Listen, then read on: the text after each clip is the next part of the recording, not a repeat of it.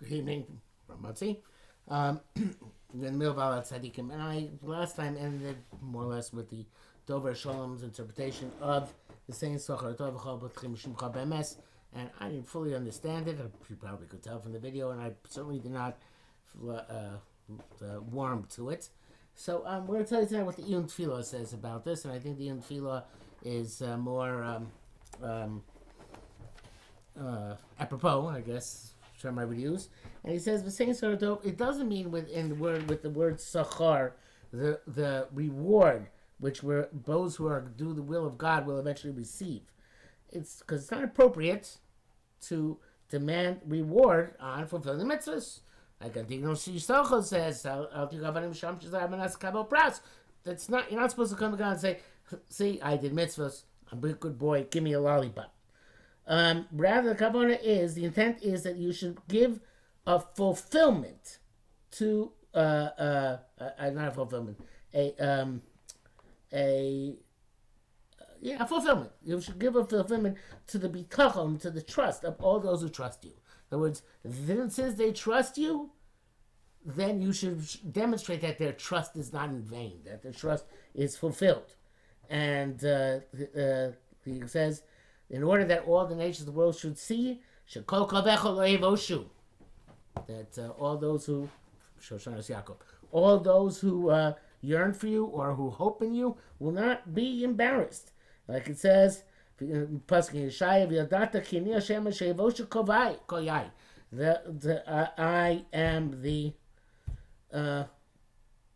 a Kodesh Baruch Hu, those who trust in me or hope for me will not be embarrassed. And as he's saying the bracha of Kedushas Hashem for Rosh Hashanah Yom Kippur, etc., give that good hope to those who quest you. And it means, therefore, saying Sachar Tov, give an ultimate the ultimate hope for reward in the sense of Bias Mashiach, Geula, the brachas which come to Ovdei Hashem for even trying to be Ovdei Hashem properly, and in order that we should not be embarrassed on account of the trust which we placed, which Chas v'Sholom would not come to fruition. So therefore, we emphasize that the Sochar Tov means here the Tikva Tova, the ultimate good hope. In other words, whatever is a promise to us as a result of bitachon, not as a result of mitzvahs, as a result of bitachon, please HaKadosh Baruch Hu give us that and fulfill that for us.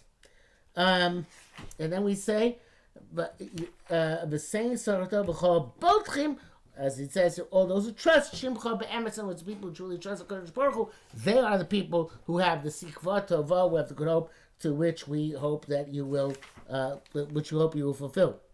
Then we go on to say, of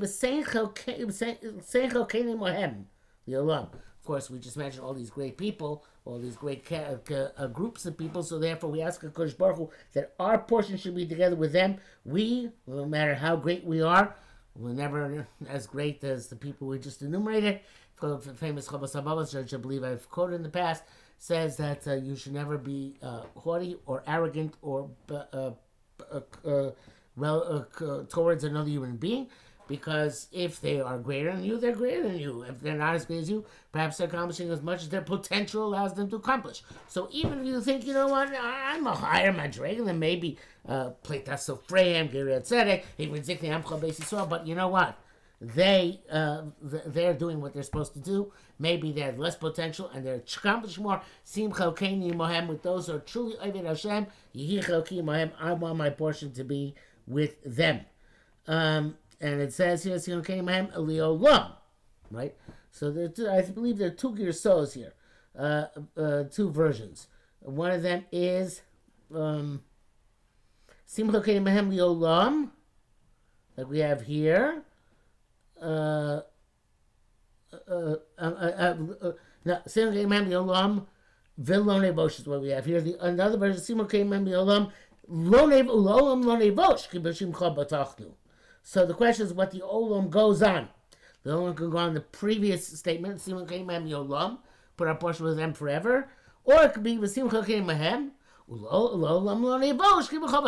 we should not be ever embarrassed because we trusted in you, HaKadosh Baruch Hu. So the HaTzadikkim brings down here from a sefer called Nagidu Mitzaveh that sometimes we lose our portion in mitzvos through an avera, but a tzaddik always gets that which is appropriate for him. And he brings down that this is the secret of Yachin Rasha v'Tzadik Yilbash. In other words, the tzaddik retains what he has, and he even gets more because the Rasha loses the mitzvah which he had acquired as a result of the Averos. So so he says there that there are great. He says there are great tzaddikim that even if they get mitzvahs from other people, because those other people were wicked, they told lashon hara about them, whatever the case may be, which transfers the mitzvahs, they give them back to the original owners.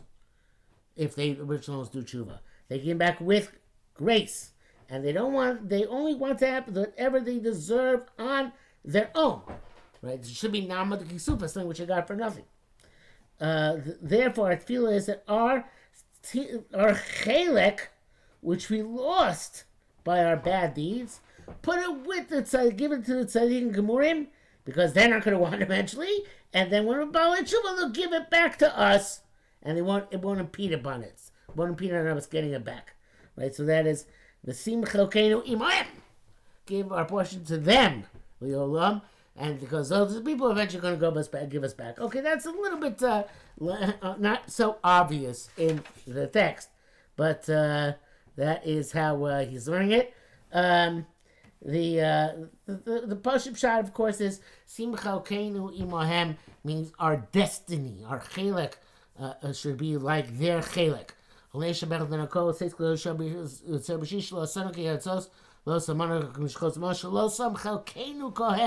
He didn't make our destiny like as he made their destiny.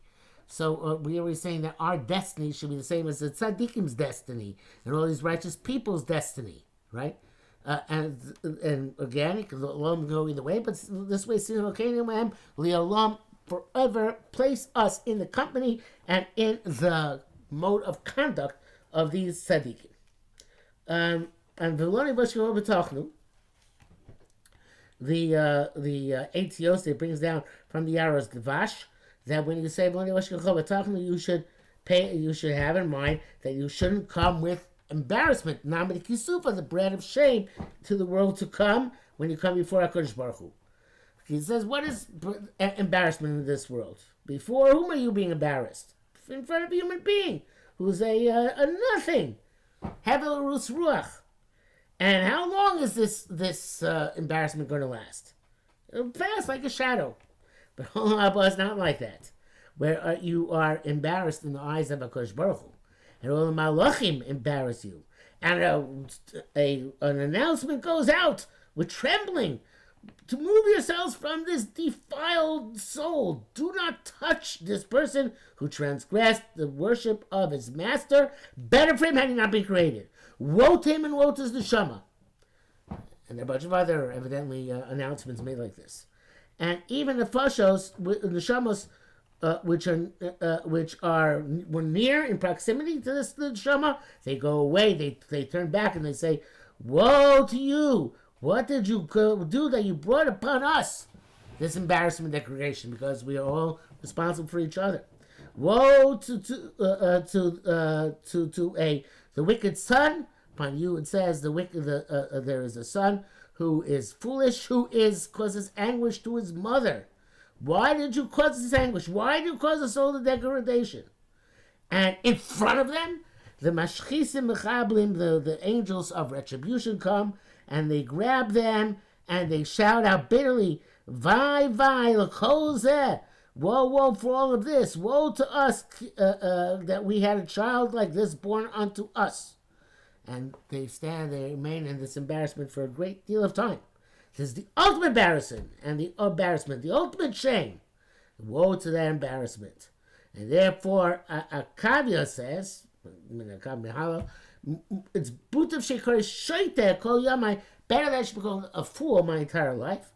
Val esa atzmi rasha. I shouldn't make myself a wicked person in front of HaKadosh Baruch Hu for eternity, and even for 1 hour in front of HaKadosh Baruch Hu, and that is the end of the quote from the Aratzvash.